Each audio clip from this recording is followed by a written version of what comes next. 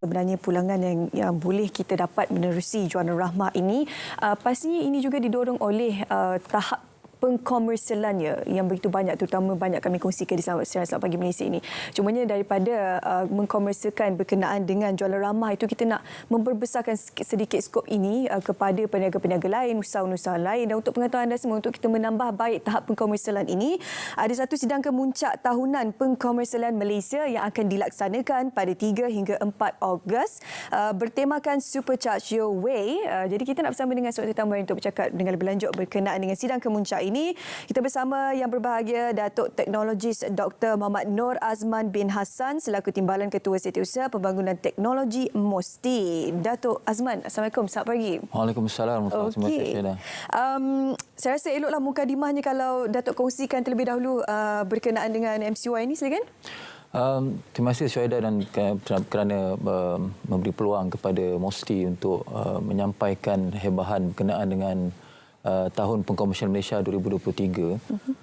Tahun Pengkomersialan Malaysia ataupun MCY dalam bahasa Inggerisnya Malaysia Commercialization Year 2023 ini kita laksanakan secara tahunan.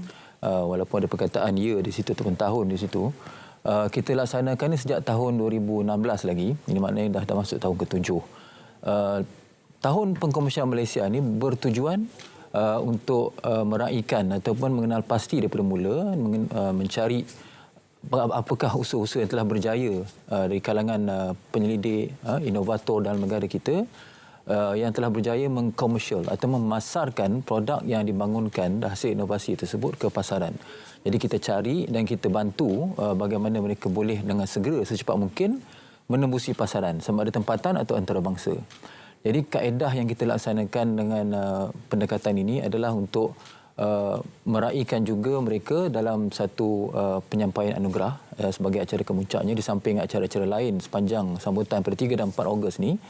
Dan ada pemenang dalam beberapa kategori, ada 5 kategori semuanya akan kita raikan dalam cara ini secara tahunan lah.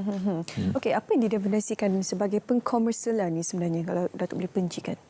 Pengkomersialan ni mungkin kalau dari segi bahasa yang mudahnya adalah apabila kita telah mengenal pasti satu produk ataupun perkhidmatan lah yang kita baru bangunkan. Bagaimana kita menekankan kepentingan bahawa pembangunan produk itu mesti sampai ke pengguna lah. Jadi itulah takrifan dikatakan mudah apa yang dimaksudkan sebagai pengkomersialan.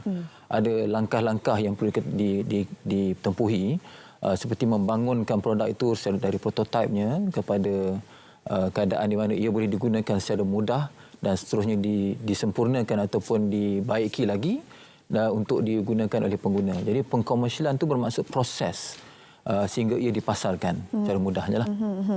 Okey, jadi untuk sidang kemuncak MCY ini akan berlangsung selama 2 hari. Ada banyak sebenarnya program yang telah pendu susun. Bagaimana persiapan setakat ini? Setakat ini berjalan dengan baik sekali dan lancar. Malahan kita telah mendapat banyak permintaan untuk turut serta dalam program 2 hari ini kerana kita ada juga menyediakan booth ataupun ruang-ruang pameran dan sambutan untuk menyertai program ini adalah amat menggalakkan. Kita juga telah kenal pasti ramai atau beberapa dalam persidangan yang kita laksanakan pengucap utama yang berpengaruh dan berpengalaman luas dalam bidang R&D atau penyelidikan pembangunan dan seterusnya pengkomersialan.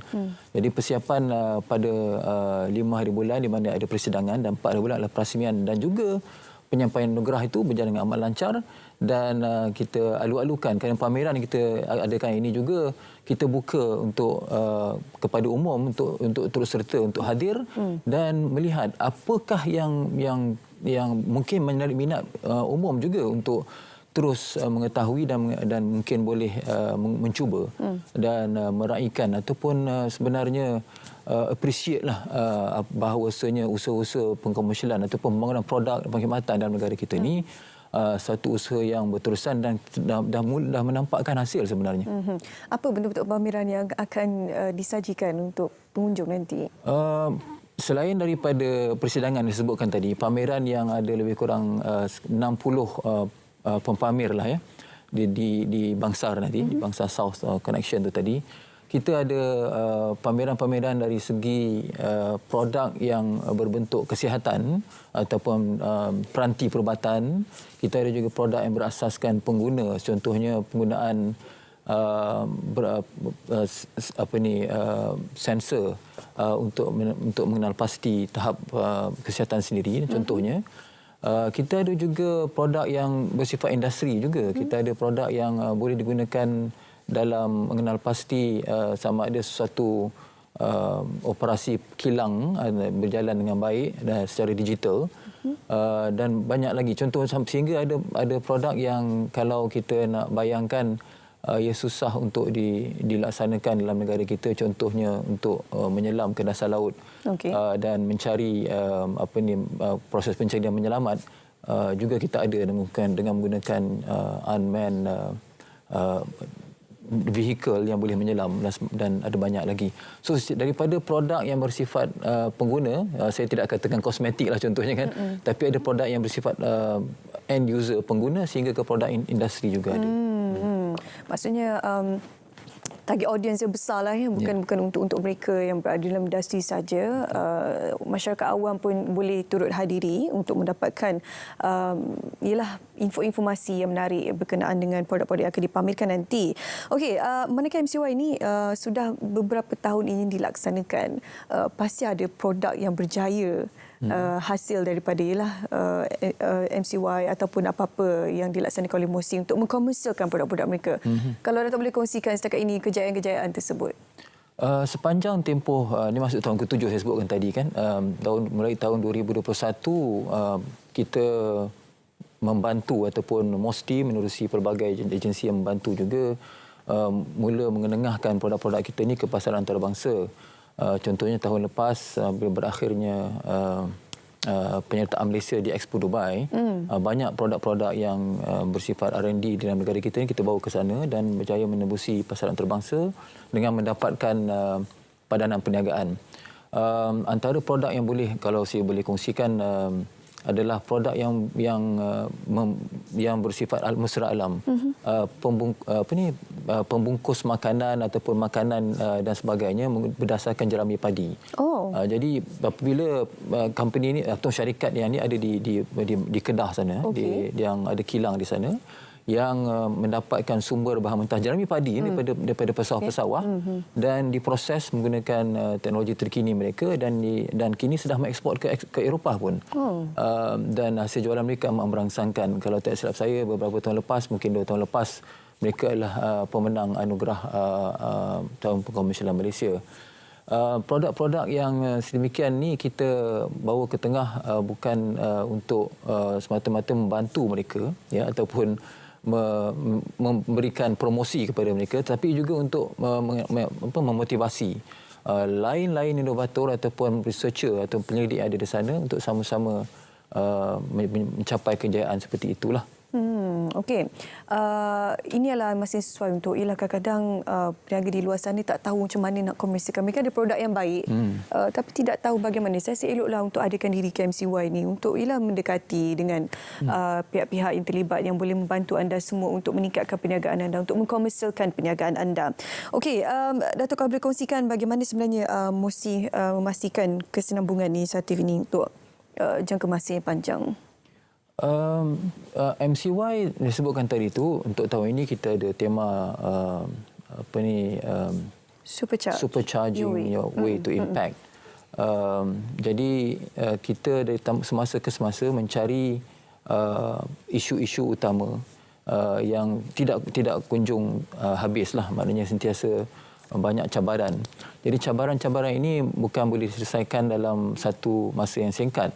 Jadi Tahun Pengkomersialan Malaysia ini bekerjasama dengan banyak pihak-pihak seperti agensi Matrik contohnya untuk membawa produk kita keluar.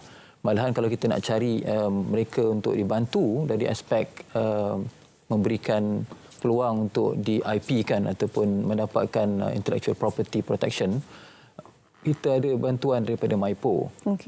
Jadi kita bekerjasama dengan ramai agensi ini untuk banyak agensi ini untuk kita bantu lebih ramai lagi penyedia di luar sana. Jadi inilah bila cakap berkaitan dengan penyelidik ni, tempatan pun sebenarnya ramai sebenarnya pakar-pakar dalam bidang tersendiri.